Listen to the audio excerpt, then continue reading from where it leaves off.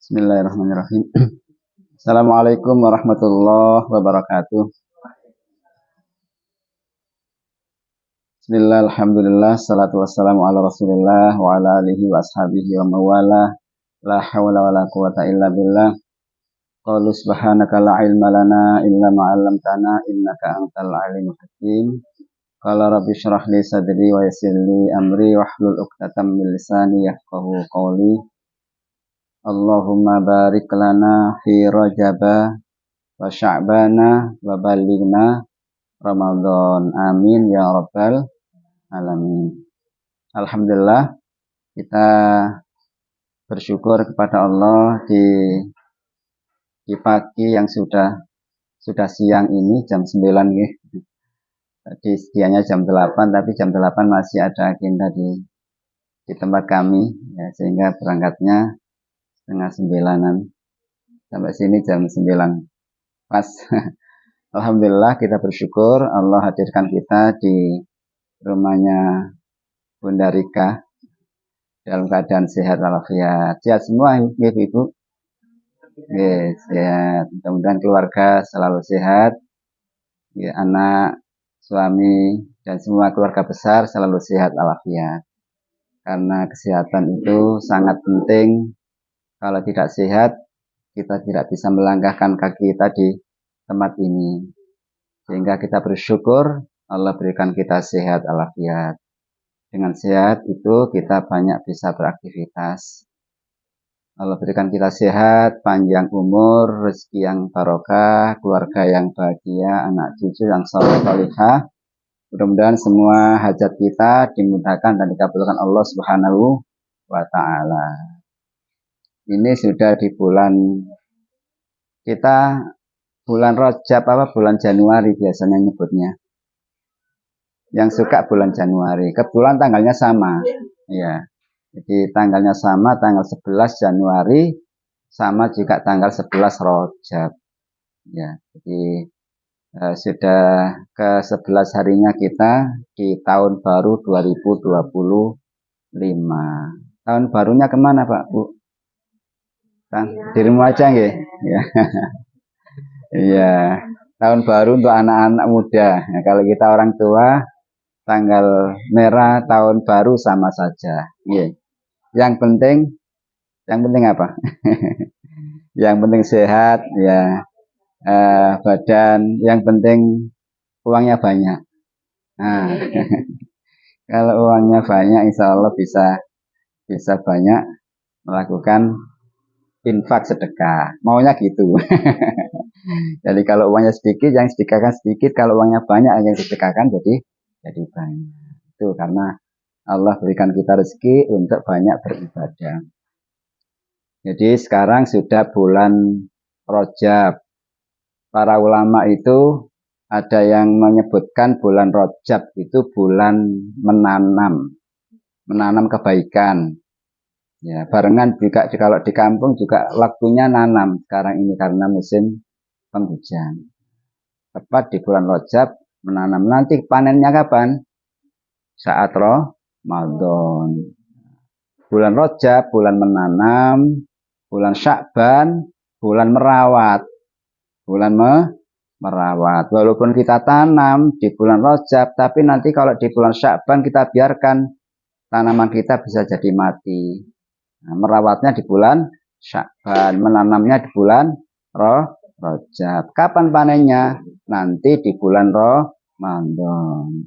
Sehingga insya Allah kalau sekarang kita menanam kebaikan di bulan Rajab, harapan kita di bulan Ramadan kita mudah sekali memetik hasil panen kita yang sudah kita tanam di bulan Rajab.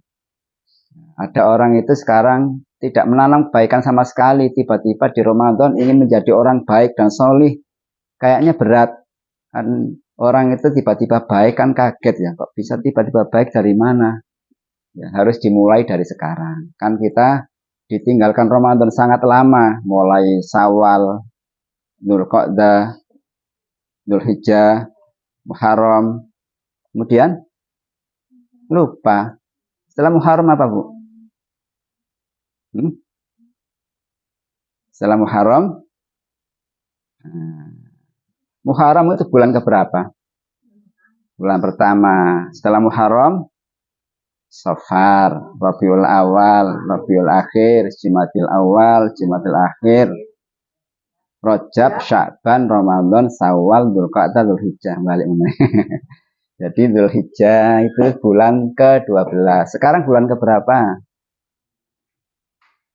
Kalau bulan ke-1 hafal, tapi kalau bulan Rajab bulan keberapa bingung Mas Yan.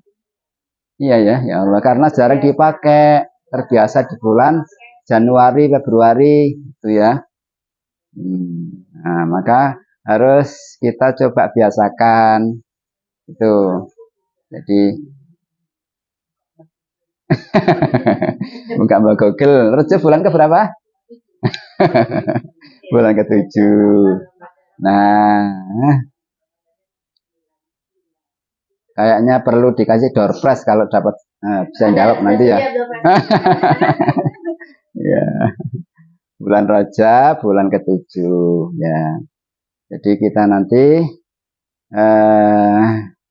di bulan Rajab ini, tadi bulan apa? Bulan Rajab tadi? Bulan menanam. Apa yang kita tanam? Kebaikan. Kebaikan apa saja yang kita tanam? Apa coba? Kita kan lama ditinggalkan puasa. Biasa sih nggak puasa 11 saat puasa-puasa sunnah. Nah, saat Rajab ini kita mulai latihan puasa sunnah di bulan Rajab. Ya, mulai tanggal 1, bolehlah 30 hari. Tapi makro, para ulama ada yang menyebutkan makro, ada yang boleh. Tapi kayaknya wajah-wajahnya ini suka makan. Iya, ya. Sudah niat puasa tadi malam, tiba-tiba di rumah ada bau sedap gitu ya. Akhirnya nggak jadi puasa. Oke. Iya, puasa sunnah. Kalau belum biasa puasa sunnah, sekarang mulai puasa sunnah. Apa puasa sunnahnya? Bisa ayamul bid. Tanggal 13, 14, 15 di bulan Rajab. Sekarang sudah tanggal 11 ya. Nah, kurang berapa hari ayamul bid? Senin ya. Nah, monggo. Ketepatan bulan Senin, Rabu, Kamis. Nyambung dapat 2 keberkahan. Keberkahan puasa di bulan Rajab, pahala puasa di hari Senin. Niatnya puasa Senin dapat keberkahan puasa Rajab. Alhamdulillah. Monggo. Senin, Selasa, Rabu. Kemisnya amblasisan nggak apa-apa, diteruskan Kamis.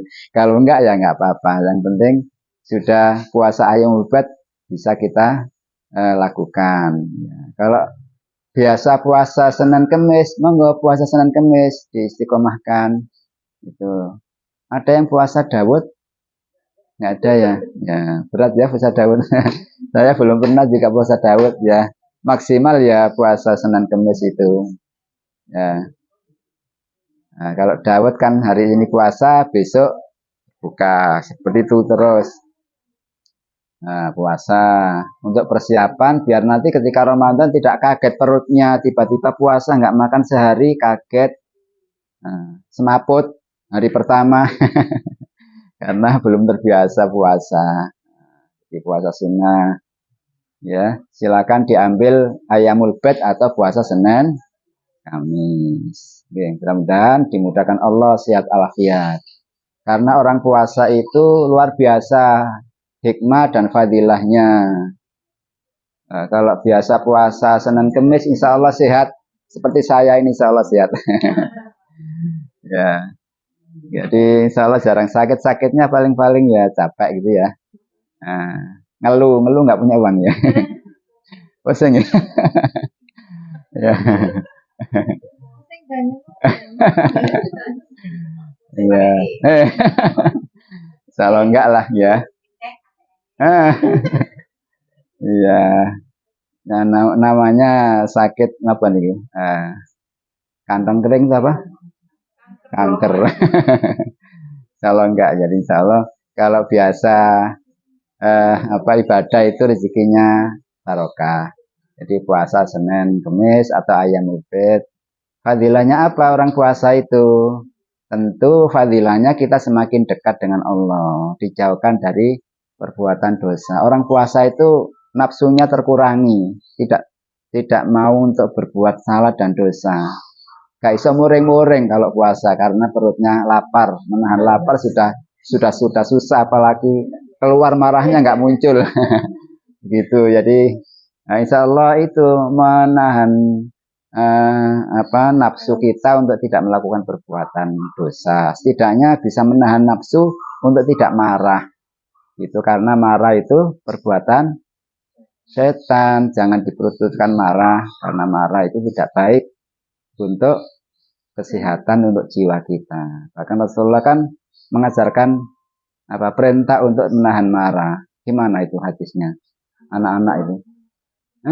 La taghdab walakal jannah. Jangan suka marah, bagimu surga. Orang bisa menahan amarah itu salah satu tanda ciri orang yang dimasukkan surganya Allah. Tuh, di surga itu nggak ada orang marah-marah. Nggak ada. Jadi kalau di rumah itu suka marah itu rumahnya bukan rumah surgawi tapi rumah neraka. Alhamdulillah. Tapi ya kadang-kadang namanya orang tua dengan anak-anak ya ono muring-muringe. Kalau anak-anak nggak baik ya kadang ya muncul ya. Tapi ya hanya lahir saja, bukan masuk di dalam hati untuk kebaikan anak-anak. Untuk mentarbiyah, mendidik supaya anak-anak tidak melakukan kesalahan. Itu boleh. Jadi marah yang terkontrol, marah yang masih dibolehkan. Tuh. Kita boleh marah dalam urusan-urusan yang prinsip. Kalau anak-anak bandel nggak segera berangkat ke masjid, mangendel nggak segera bangun, boleh marah dan harus dimarahin ya, bahkan boleh dipukul dengan dorban khafifan, pukulan yang ringan yang tidak membuat anak sakit. Nah, jadi hanya supaya jerat, tidak diulangi lagi. Tuh, insya Allah badannya sehat, ya sehat lahir, sehat batin, rohaninya sehat, fisiknya juga sehat. Timbul kepekaan sosial kepada orang yang miskin. Kalau kita perhatikan orang-orang yang lapar itu gimana tiap hari lapar, tidak ada kejelasan nanti makan apa tidak, gitu ya. Kalau kita puasa kan sudah bisa pasti nanti bisa berbuka. Beda dengan orang yang tidak ada yang dimakan. Jadi kalau orang miskin itu besok makan apa? Ya. Kalau kita besok makan di mana? Sampai besok makan siapa gitu. Iya, kita besok makan di mana gitu. Jadi alhamdulillah kita ini oleh Allah diberikan rezeki yang tidak pernah kosong, rezeki kita selalu ada. Jadi orang kalau suka puasa itu timbul kepekaan sosial, suka berbagi. Jadi kalau saya keluar rumah kemudian mampir ke warung itu nggak tega siapa? Yang di rumah, selalu bontot. Itu jadi akhirnya nggak jadi juga. Jadi kita seperti itu. Jadi insya Allah banyak sekali keberkahan dan fadilah orang yang berpuasa. Apalagi nanti di akhirat dimasukkan satu pintu khusus bagi orang yang suka berpuasa, namanya Babur Royan, pintu Ar-Royan, khusus bagi orang yang suka berpuasa.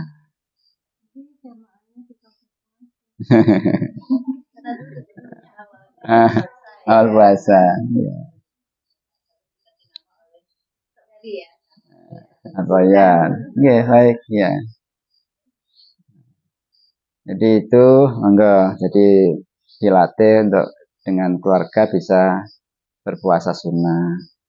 Jadi walaupun di rumah banyak makan, itu godaan ya. Di ibu itu godaannya kalau di rumah ya kan suka makan. Kalau bapak-bapak mungkin juga ya sama juga ya. Di luar juga banyak godaannya. Jadi kalau bapak-bapak kalau puasa ketika keluar rumah itu bisa menahan nafsunya, tidak jilatan ya, melihat lagi lawan jenis yang kemudian. Jadi kalau Rasulullah itu kan mengajarkan bagi anak-anak pemuda yang ingin segera menikah, wis gak kuat nafsune, tapi gak mampu karena ekonomi, maka oleh Rasulullah diperintahkan puasa, supaya dengan puasa itu aghadul basar, bisa menahan pandangan, Ya, wa ahsanul farj, dan bisa menahan hawa nafsu untuk tidak berbuat yang tidak baik. Ya, puasa itu luar biasa. Yang kedua, apa yang harus kita lakukan di bulan Rajab ini? Kebaikan apa coba yang kita tanam? Apa? Maunya apa? Semuanya baik kok. Ya. Sholat. Apalagi di bulan Ramadan ini ada momentum yang luar biasa di mana Rasulullah di Isra Mi'rajkan di bulan Rajab. Tanggal berapa Rasulullah di Isra Mi'rajkan? Ibu-ibu, tanggal pinten Rasulullah dipun Isra Mi'rajkan? Oh, enggak jawab, soalnya enggak. Tanggal 27 Rajab. Malam 27 Rajab Rasulullah di Isra Mi'rajkan oleh Allah. Subhanalladzi asra bi abdihi lailan. Maha suci Allah. Asra yang telah memperjalankan di malam hari. Jadi perjalanan malam hari itu namanya asra. Isra.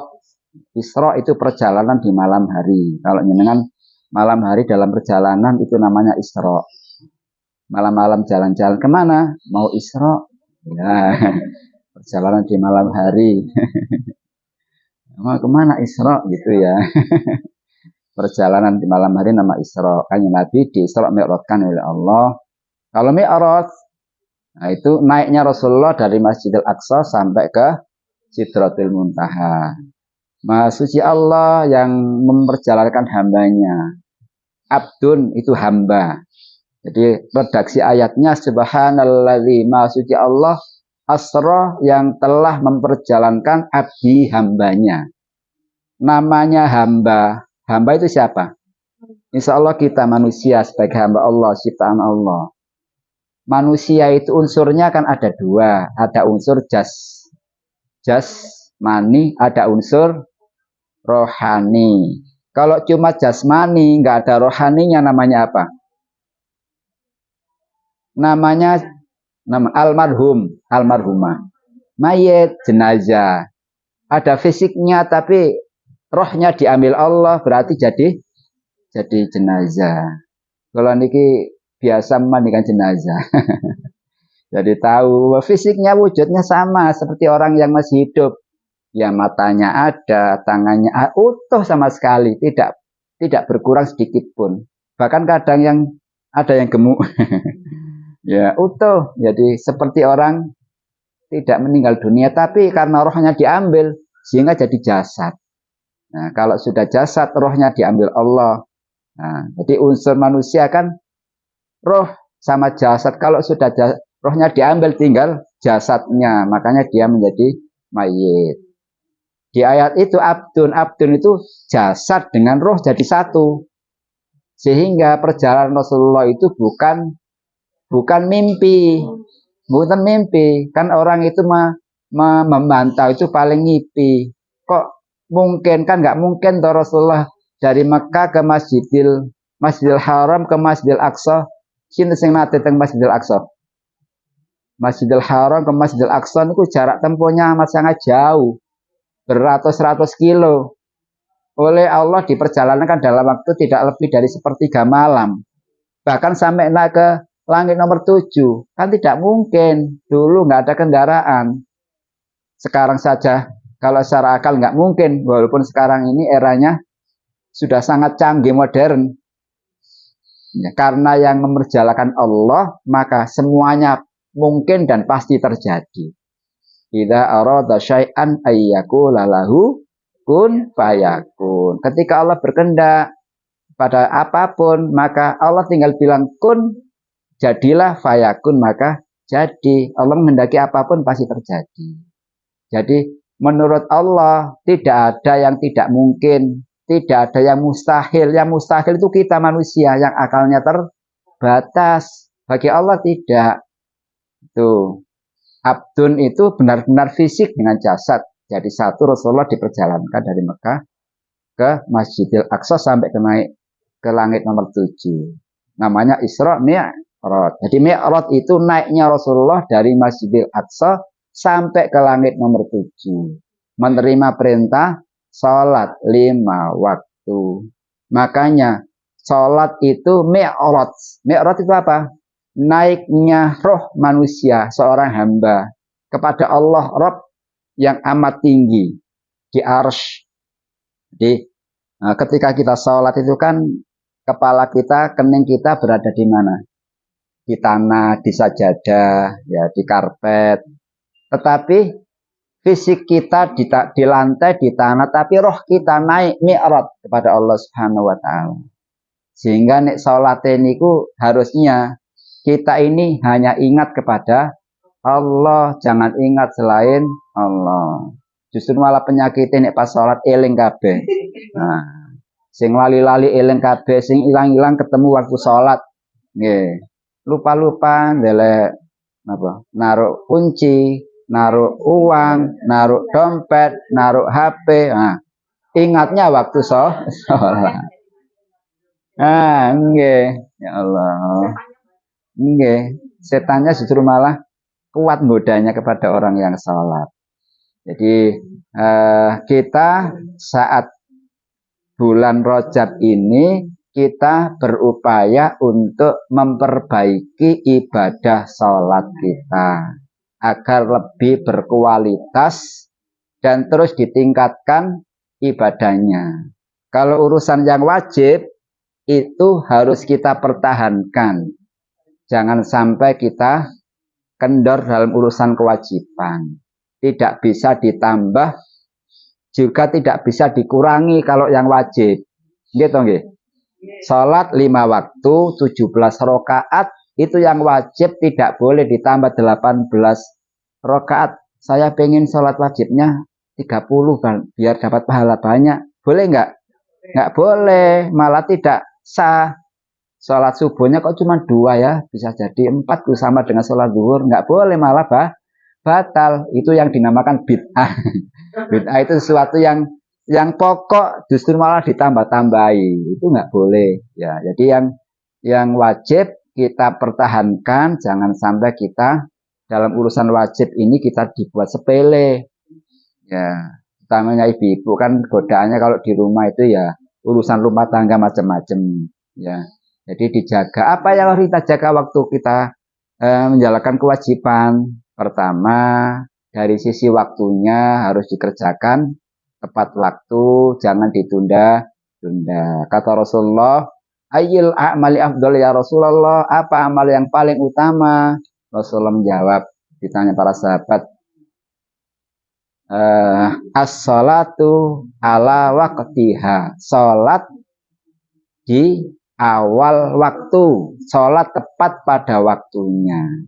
Kalau sudah waktunya salat, segera menjalankan salat. Inna salata kanat alal mu'minina kitaban mauquta. Sungguhnya salat itu kewajiban yang sudah Allah tentukan waktunya. Zuhur ada waktunya, asar ada waktunya. Tidak boleh mendahului waktu salat. Waktu zuhur jam 12 kurang seperempat. Kita saking semangatnya, jam 11 sudah salat zuhur. Boleh enggak? Enggak boleh.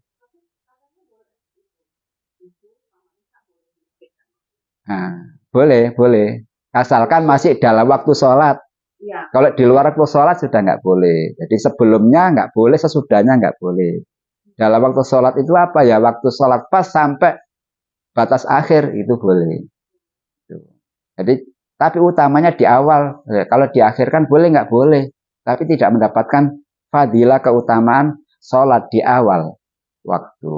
Coba kalau tanggal apa syarat wajib orang sholat? Syarat wajibnya sholat apa? Orang yang diwajibkan sholat itu siapa? Pertama, nah Islam dulu. Islam. Nomor 2, urut. Islam. Nomor 2, balik. Nah, urutannya setelah Islam balik. Nomor 3, siapkan door prize-nya. 3, berakal. 4, yang wajib sholat. Hah? Nah, jadi syarat itu ada dua, ada syarat wajib, ada syarat sah. Nggih. Ada syarat sah. Nah, nanti berbeda dengan syarat sahnya. Nah, siapa yang diwajibkan sholat? Nah, ini dulu. Kalau sudah jelas, syarat wajibnya satu Islam. Yang nggak Islam wajib nggak? Enggak. Walaupun dia nggak sholat nggak apa-apa. Tidak usah iri sama yang nggak, sama orang yang nggak Islam karena nggak wajib. Kita yang Islam wajib. Nggih. Tidak harus Islamnya KTP. Ya, ada orang Islaman karena Islamnya KTP. Nah, siapapun yang mengaku Islam dan pernah mengucapkan kalimat syahadat, maka dia sudah masuk Islam, maka wajib sholat Islam. Nomor dua, berakal. Ya. Kita kan punya akal, ya? Sehat akalnya. Tidak gila. Nah.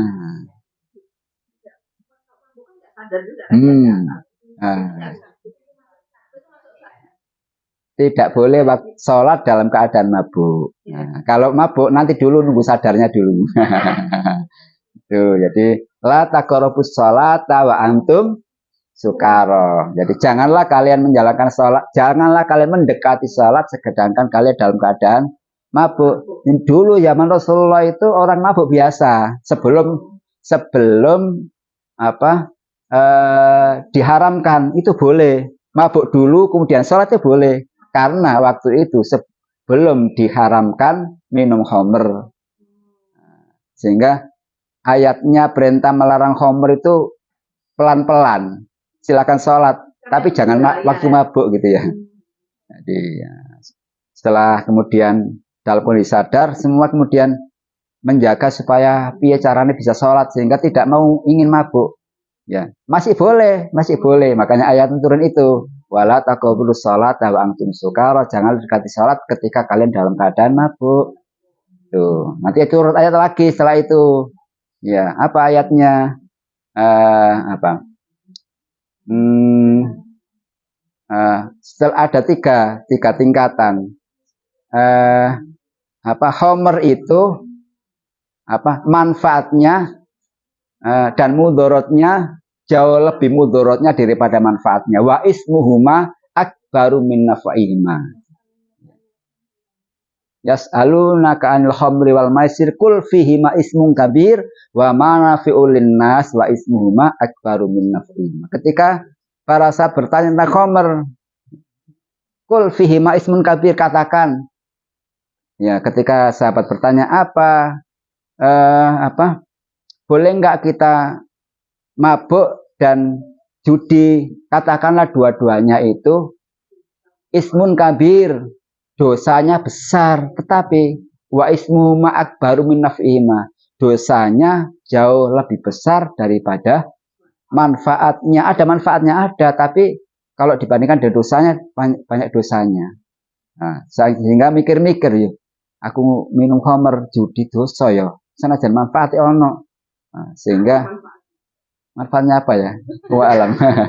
Kalau orang mana? Ya, mungkin itu. Jadi kalau orang barat kan suka minum minuman itu dan merasakan nyaman gitu ya. Nah.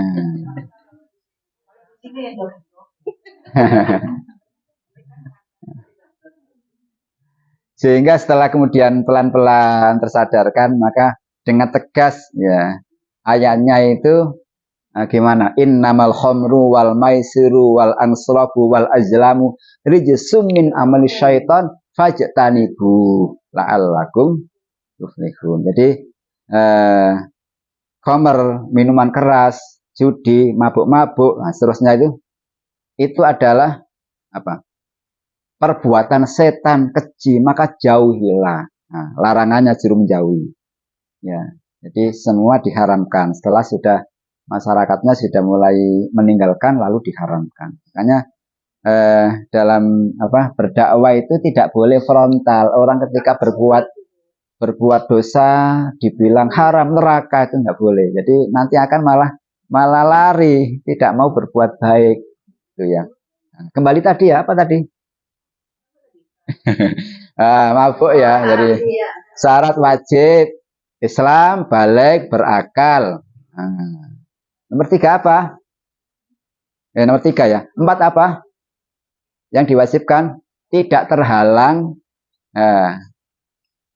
tidak terhalang bagi perempuan untuk tidak melakukan sholat. Ya. Apa halangannya orang perempuan yang ketika waktu tidak dilarang sholat? Ya, haid, nifas, istihadah, itu dilarang. Ya, jadi tidak ada halangan untuk melakukan sholat bagi perempuan itu khususnya. Ya, selebihnya ya maka diwajibkan. Itu syarat wajib minimal ada 4. Kemudian syarat sahnya, apa syarat sahnya? Bagaimana supaya sholat kita sah? Pertama, suci dari hadas kecil dan hadas besar. Ini masuk kajian fikih, nggak apa-apa. Jadi suci dari hadas kecil dan hadas besar. Kemudian yang kedua, suci badannya, suci pakaiannya, dan suci tempatnya. Itu tidak kena najis. Jadi, suci dari hadas kecil dan hadas besar. Hadas kecil itu kita bisa sucikan dengan apa? Berwudu. Kalau batal, maka wajib wudu. Wudu itu bagian dari syarat sahnya sholat. Orang sholat tidak wudu, sholatnya tidak sah. Itu. Jadi nah, makanya wudu itu juga menjadi penting untuk kita jaga. Wudunya harus benar. Nanti kalau bahas tentang wudu, nanti setback ke belakang lagi. Rukunnya wudu ada berapa? Nah itu ya aduh panjang ya. Ada 4 di Al-Quran, tapi para ulama menyimpulkan ditambah 2 menjadi 6. Apa 2 itu? Pertama ditambah niat, yang kedua ditambah tertib. Jadi wa idza qumtum ilas sholati faghsilu wujuhakum. Nah, harus urut. Kalau nggak urut nggak sah. Harus ada niat. Kalau nggak niat nggak sah. Ya, niat wudu boleh dilafalkan waktu kita membasuh muka, boleh langsung diniatkan dalam hati ketika kita membasuh muka. Dua-duanya boleh. Asalkan hatinya niat. Dilafalkan boleh, tidak tetap sah. Itu. Kalau dilafalkan nawaitul wudu'a li rafil hadasil aswari lillahi fardhu lillahi ta'ala. Itu. Jadi harus suci dari hadas kecil, hadas besar. Hadas besar dengan apa kita suci? Mandi besar, ya. Apa tadi? Suci dari hadas kecil hadas besar, kemudian suci badannya, tidak kena najis, pakaiannya harus bersih, harus suci. Harus menggunakan pakaian yang suci, tidak boleh kena najis. Makanya hati-hati kalau pakai baju, jangan sembarangan. Sebaiknya memang ada dibedakan. Baju khusus kalau ibu-ibu kan jelas nggak pakai mukena ya. Tapi kalau bapak-bapak kalau waktu perjalanan itu kan ya tetap harus hati-hati. Kadang kan celananya dipakai kerja langsung juga dipakai sholat gitu ya. Walaupun secara umum dimanapun bumi Allah itu suci. Ya, di sini suci asalkan tidak ada najis kita pastikan suci. Jadi karena apa? Kita tidak tahu antara najis dengan suci. Kalau tidak tahu dia berarti hukumnya tetap suci. Kecuali benar-benar nyata-nyata ada najisnya, itu kelihatan, ainnya, wujudnya, terasa baunya. Nah itu kalau kita meragukan sebaiknya tidak dipakai untuk tempat bersuci. Tuh, kemudian apa tadi ya? Lupa. Iya, syarat masuk waktu sholat. Kalau tidak masuk waktu sholat tidak wajib. Sekarang wajib sholat zuhur mboten? Mboten, dereng. Nanti ketika sudah azan, gitu.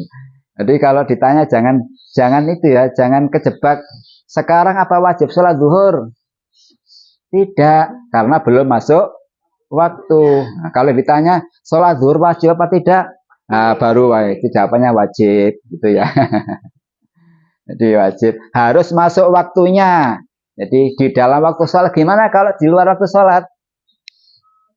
Boleh asalkan ada uzur yang dibolehkan. Ada nggak orang sholat di luar waktu sholat? Jenengan nate mboten sholat di luar waktu sholat. Saat apa coba? sholat sholat wajib tapi di luar waktu sholat. Jenengan nate ketiduran mboten? Subuh, mestinya subuh batas akhirnya mungkin jam berapa nih sekarang? Anggap saja jam setengah 6 gitu ya. Jam 5 lebih setengah 6. Tiba-tiba jenengan bangun jam 6. Kan sudah lewat itu. Terus gimana? Tetap sholat. Tapi kan di luar sholat. Padahal sholatnya harus di dalam waktu sholat. Nah, iya. Jadi tetap wajib sholat ketika bangun tidur langsung sholat.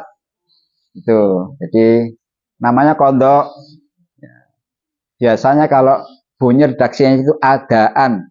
Usolli fardhu subhi rakaataini mustaqbilal kiblati. Adaan itu di waktu sholat. Kalau di luar waktu sholat diganti, adaannya diganti kodoan. Kodok itu di luar waktu sholat. Lillahi ta'ala. Jadi tetap wajib. Jangan alasan saya kerinan. Ya berarti nggak wajib sholat. Bahkan tetap wajib sholat. Jadi orang itu terbebas hukum ketika dalam 3 keadaan. Pertama dalam keadaan lupa, lali, tiba-tiba durung sholat isya keturun, 12 subuh, gimana? Ya sholat di jama, di kodok, kemudian di kodok di waktu subuh itu. Jadi atau jenengan biasanya saking sibuknya lupa nggak sholat zuhur, tiba-tiba bablasan sholat asar, ya kodok, ya. Kenapa alasannya lupa? Boleh nggak? Boleh, asalkan tidak disengaja. Kalau disengaja ya nggak boleh, gitu ya. Nah, karena ketiduran, karena lupa, atau karena hilang ingatan, hilang ingatan, gitu. Jadi ketika sudah masuk sholat maka wajib. Jadi syarat sahnya harus masuk sholat. Yang berikutnya tadi ke berapa? Kelima ya. Kelima harus menghadap kiblat. Nah, ibu sudah paham. Harus paham ini. Kalau salam fikih dasar harus paham. Kalau menghadap kiblat, harus menghadap kiblat. Kiblat kita kemana? Ke Ka'bah, ke barat. Ini pelajaran anak TK, anak SD. Nah, kadang-kadang lupa ya pelajaran yang prinsip yang sehari-hari kita pakai kadang-kadang lupa. Perlu diingatkan. Nah, ini kan namanya kalau dalam ilmu kajian taklimul muta'alim namanya ilmu hal, ilmu yang kaitannya dengan kehidupan sehari-hari. Ini kita harus tahu. Apalagi kaitannya dengan ibadah kita sehari-hari. Ini wajib. Bukan sunnah lagi, tapi wajib. Kita semua harus tahu. Nah, itu. Jadi syarat sahnya sholat. Ya, minimal ada 5. Kemudian yang keenam, syarat sahnya apa ya? Setidaknya itu apa? Ada lagi yang kurang?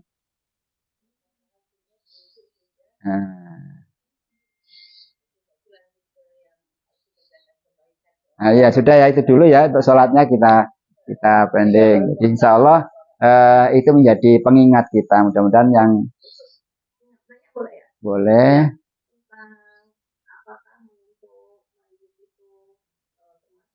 Membatalkan. Enggak apa-apa, tidak membatalkan. Asalkan tidak menyentuh auratnya dengan tangan yang lepas dengan kalau pakai kaos tangan nggak apa-apa, sudah terhalang. Jadi kalau ada yang mandikan jenengan ada ini. Jadi pakai sarung tangan, ya harus pakai sarung tangan, menghindari kita menyentuh sesuatu yang tidak boleh dipegang. Dengan sarung tangan insya Allah tidak tersentuh langsung. Gitu. Jadi sholatnya dijaga tepat waktu, diupayakan khusyuk, ya kemudian terus difahami bacaan-bacaan sholatnya mulai Al-Fatihah sampai salam agar sholat kita semakin khusyuk. Tidak kita doanya apa, pikirannya kemana, gitu ya, gerakannya seperti apa, ya kita kadang melayang-layang gitu, nah, jangan sampai terjadi. Berapa rakaat, ya lupa-lupa gitu. Nah.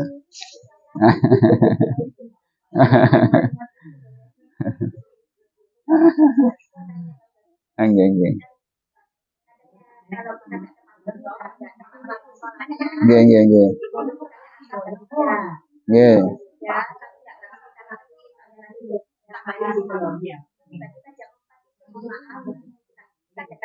Ah.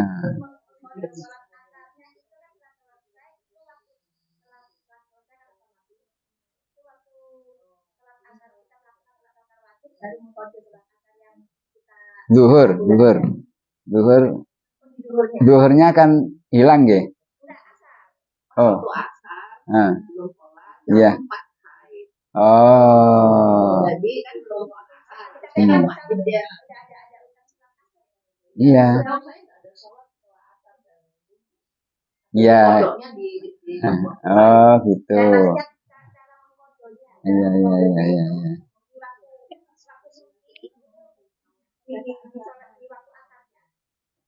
Iya, karena kita sudah haid maka tidak boleh sholat. Iya.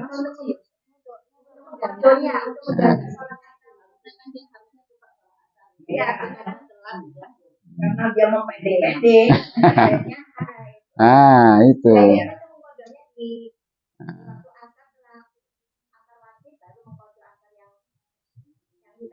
Ya, walam. Jadi insya Allah kodoknya setelah kita suci. Ya. Tapi di waktu asar boleh nggak? Maksudnya waktunya yang benar. Iya, di waktu asar. Kalau ada ilah itu apa? Ada sebab yang membolehkan itu boleh.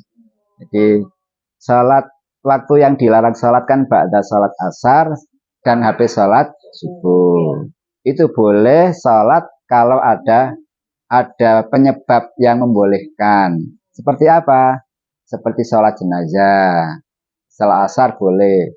Apalagi salat tahiyatul masjid. Nah, kalau kemudian kemana, ya waktunya habis asar, ya kemudian di sana kita baru masuk masjid, sholat tahiyatul masjid boleh, ya termasuk juga qadha, ya, qadha di waktu apapun itu boleh.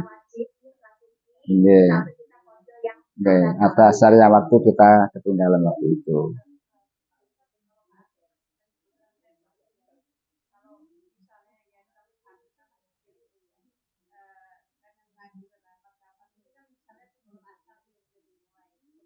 Ini lanjut lagi sehingga Maghrib. Oh, iya. Masuk maghrib sudah.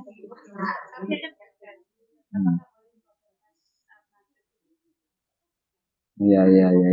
Ini kasusistik. Jadi memang sebaiknya kita ini sebagai seorang muslim bisa menunjukkan identitas kita sebagai muslim. Jadi insya Allah kalau bekerja yang punya saling menjaga hak dan kewajiban, insya Allah diberikan waktu ruang untuk sholat, ya itu. Tapi kalau dalam kasus tertentu kemudian sampai tidak sempat sholat, maka boleh sholat di waktu diqadha di waktu selepas sholat maghrib itu. Jadi boleh. Nah, asalkan tidak jadi kebiasaan.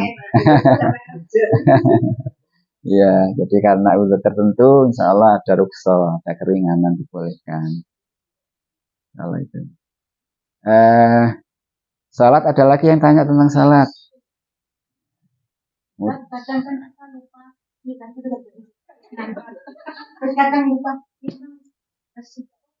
Berapa?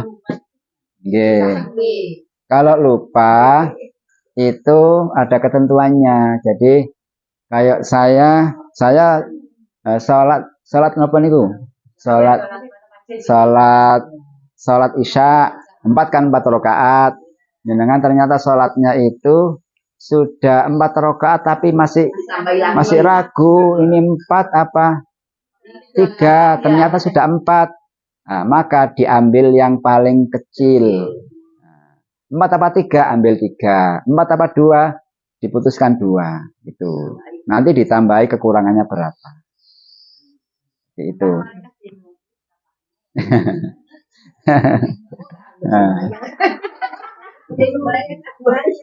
Asalkan tidak setiap hari lupa terus. Kalau tiap hari lupa itu bahaya ya. kita lagi dimasukin setan, setannya sudah sangat kuat menggoda kita. Ah, ya. Jadi, kalau kita dengan makmum, dengan imam, kita kurang berapa, kita nambah. Imamnya sudah selesai 4 rakaat, sementara kita masih 3, berarti harus nambah sendiri 1 rakaat. Tuh.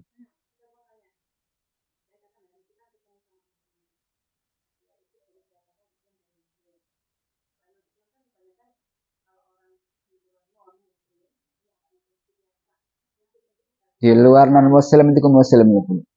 Di luar muslim. Di luar muslim. Nah. Nah, oh.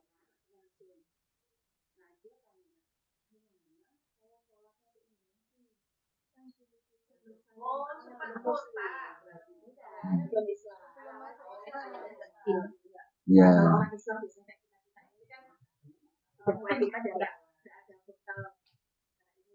Ya, ya. Ya. Ya.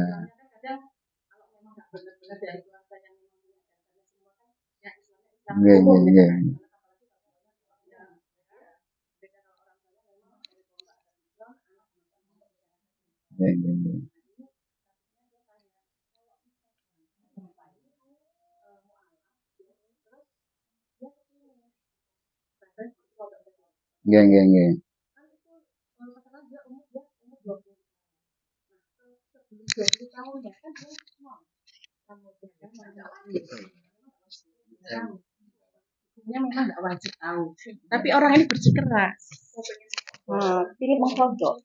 Padahal umur kan nggak tahu orang. Ya. Artinya misalkan dia ada batas waktu umur sampai 5 tahun.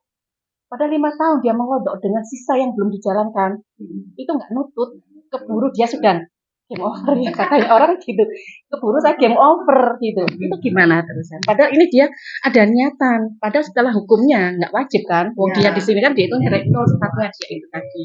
Cuman orangnya ini pengen gitu loh. Nah itu menjembatani seperti itu apa yang mendasari dia supaya dia itu mantep. Oh iya bener, nggak apa-apa. Ya pastinya. Salah kita sudah banyak yang tahu tentang itu. Jadi dosa yang paling besar itu kan dosa syirik. Allah tidak akan menerima orang yang syirik sampai dia bertobat. Ada orang kafir, kemudian dia masuk Islam. Nah, baru kemudian dia ibadahnya dimulai dari ketika dia sudah bersyahadat. Sehingga ketika dia masuk Islam, maka ketika masuk Islam itulah mulai dicatat kebaikannya. Setelah dia bertobat, kemudian masuk Islam, ketika dia bertobat tentu semua dosanya diampuni Allah semuanya. Jadi walaupun dia hanya kesempatan hidup 1 hari, kemudian besok meninggal, insya Allah dosanya diampuni Allah semuanya. Padahal cuma 1 hari. Ya. Apalagi belum sempat berbuat baik, adalah seperti kasusnya itu. Jadi ada orang yang membunuh orang sampai 9 bulan itu kan, bahkan sampai 100.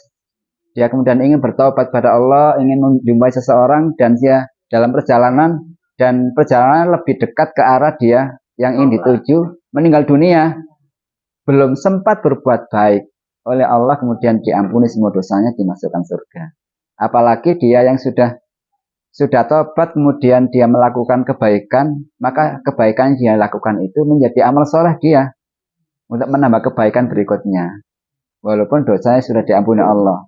Asalkan sarannya dengan taubatan nasuha, taubat yang sesungguhnya taubat. Jadi insya Allah tidak ada ruginya, tidak ada salahnya, jadi kebaikan untuk dia. Tidak perlu ragu lagi. Iya, jadi amal soleh yang dia lakukan untuk mengganti, mengkodok sholat yang dia tinggalkan puluhan tahun. Nah, maka itu menjadi pahala sendiri. Gitu. Tapi kalau itu dibalik, kan dia sampai dan nol gitu ya. Yang sebelumnya udah ada. Tapi kan ada juga tuh yang istirahat. Baru mulai sholat itu, baru sadarnya tuh saya mau 30 ya. Padahal dia nggak sholat tuh 3 kalinya misalnya dari umur 12 sampai 30. Nah, kan pasti dia khawatir tuh ya, maksudnya tuh ya kalau untuk bisa mencapai yang sisa yang ini saja itu nggak mungkin kan kodoknya itu 2 kali gitu misalnya kalau sisanya jadi lagi gitu ya. Mungkin nggak dibolehkan karena kekhawatiran bahwa umur itu belum belum tahu kapan kan ya, jadi misalnya antara jarak ke sini 12 ke sini ke setelah itu 12 nya apakah ada sehingga kita khawatir bahwa nggak selesai kodoknya gitu. Ya, jadi memang qadha itu pendapat sebagian ulama termasuk mazhab Syafi'i dibolehkan qadha menjadi sunnah. Tapi beberapa mazhab yang lain tidak usah, nggak apa-apa, sudah Allah ampuni semua dosanya. Ya. Ya. Jadi ada orang Islam yang tidak sholat lah atau sholatnya asal-asalan, dia suka berbuat dosa. Jadi orang Islam yang fasik, orang Islam yang berbuat dosa, dosanya itu dia meninggalkan kewajiban, kemudian dia melaksanakan maksiat, sing dilarang dilakoni, sing diperintah ditinggal. Nah, dia orang Islam yang fasik, dia berbuat dosa, bahkan dosa besar. Jadi meninggalkan sholat itu dosa besar, bukan dosa remeh, bukan dosa kecil, tapi dosa besar. Ketika dia meninggalkan sholat, dia dosa besar, maka bagaimana supaya dia kemudian tidak berdosa? Ya syaratnya lagi-lagi harus bertaubat dengan taubatan nasuh. Taubatan nasuh. Taubat itu kan syaratnya kalau hubungannya dengan Allah ada 3. Yang pertama adalah al-iqla. Pertama adalah an-nadam. An-nadam itu getun, menyesal. Menyesal atas perbuatan yang pernah dilakukan, meninggalkan semua kewajiban. Menyesal betul, dengan penyesalan yang benar-benar. Jadi menyesal. Yang kedua, apa itu? Al-iqla, meninggalkan. Setelah menyesal, ditinggalkan semua. Tidak kemudian setelah menyesal seperti orang minum makan cabai habis pengen lagi ya. Nah, jangan seperti itu. Jadi kak jenenge apa itu ya? Kapok lombok ya. Nah, itu. Ya contohnya seperti orang sunat itulah, setelah selesai ya nggak akan kembali sunat lagi. Kalau ibu-ibu kan kayak wis wegah hamil lagi. Jadi harus taubatan nasuha, tidak mengulangi lagi atas semua perbuatan dosa itu. Yang ketiga diisi dengan perbuatan baik. Ya, itfa billati yaksan itu. Jadi tinggalkan keburukan untuk berbuat baik. Rasulullah mengingatkan, ittaqillah haitsuma kunta wa ati sayyatal hasanata. Ikuti keburukan dengan kebaikan. Kalau kita berbuat buruk, segera bertobat diganti dengan perbuatan baik. Itu namanya taubat, taubatan nasuha. Kalau belum itu, ya belum taubat sesungguhnya. Ya, kemudian dia melakukan dosa lagi, meninggalkan kewajiban lagi, maka dia belum taubatan benar, belum taubatan nasuha. Nah, maka pintunya orang berbuat baik itu tobat. Sebelum dia tobat, maka apalagi dosa-dosa besar, dosa-dosa besar. Tuh. Jadi insya Allah seperti itu. Innallaha la yaghfiru ayyushraka bihi syai'a wa yaghfiru ma duna dzalika liman yasha. Allah itu tidak akan mengampuni dosa syirik, dan Allah mengampuni dosa siapapun yang berbuat dosa ketika Allah menghendaki. Walaupun kita bertobat, ya belum tentu Allah menerima tobat kita, kecuali Allah yang kehendaki. Jadi yang menghendaki tobat kita diterima itu adalah Allah. Makanya terus tobat itu tidak boleh berhenti sekali kemudian nggak tobat. Rasulullah saja kan tiap hari istighfarnya 70 sampai 100 kali. Padahal dia Rasulullah dijamin masuk surga, tidak punya dosa. Tapi istighfarnya seperti itu. Nggih. Taubatnya itu setiap hari harus taubat, diistighfari terus, menyesal terus itu. Tidak sekali. Itu. Ibaratkan orang sudah karatnya begitu kuat, untuk menghapus karat itu kan butuh waktu panjang, itu proses. Itu kalau kita punya aroma nggak pernah dibersihkan, ya kamar mandinya nggak tahu digosok, akhirnya kan kotornya luar biasa, butuh di clean gitu ya, baru kemudian bersih. Nah, Iya, hakikatnya tidak perlu dikodok. Kalau dikodok itu bagian dari amal soleh. Kalau taubatan benar-benar taubatan nasuha. Iya. Nah, jadi Rasulullah Allah menegaskan la yukallifullahu nafsan illa wus'aha. Allah tidak memberatkan hambanya untuk berbuat jadi sesuai dengan kemampuan. Ittaqillaha mastata'tum, bertakwalah kepada Allah sesuai batas kemampuan kita. Itu. Jadi insya Allah dengan ikhtiar itu Allah menghapus semua dosa-dosa kita. Jadi, kelihatannya kita ini sama wajah-wajahnya seperti saya. Pertama, apa? Sama-sama banyak dosa. Gitu, gitu. Sama-sama banyak dosa. Mungkin lebih banyak saya daripada ibu-ibu. Jadi, kedua sama-sama apa? Banyak masalah. Memang dunia itu kan masalah. Jadi Allah akan menegaskan walladzi apa itu? Al-Mulk itu. Tabarakalladzi biyadil mulku wa huwa ala kulli syai'in qadir alladzi khalaqal mauta wal hayata liyabluwakum ayyukum ahsanu amal. Jadi dunia itu tempatnya ujian. Semua kita lagi diuji Allah. Ujian itu kan masalah. Jadi jangan GR dulu. Kita semua diuji oleh Allah. Kita punya masalah yang sekian banyak. Yang ketiga samanya kita dengan semua itu kan kita sama-sama camat. Apa camat itu? Calon mati. Jadi sama-sama calon mati. Semua sama kita.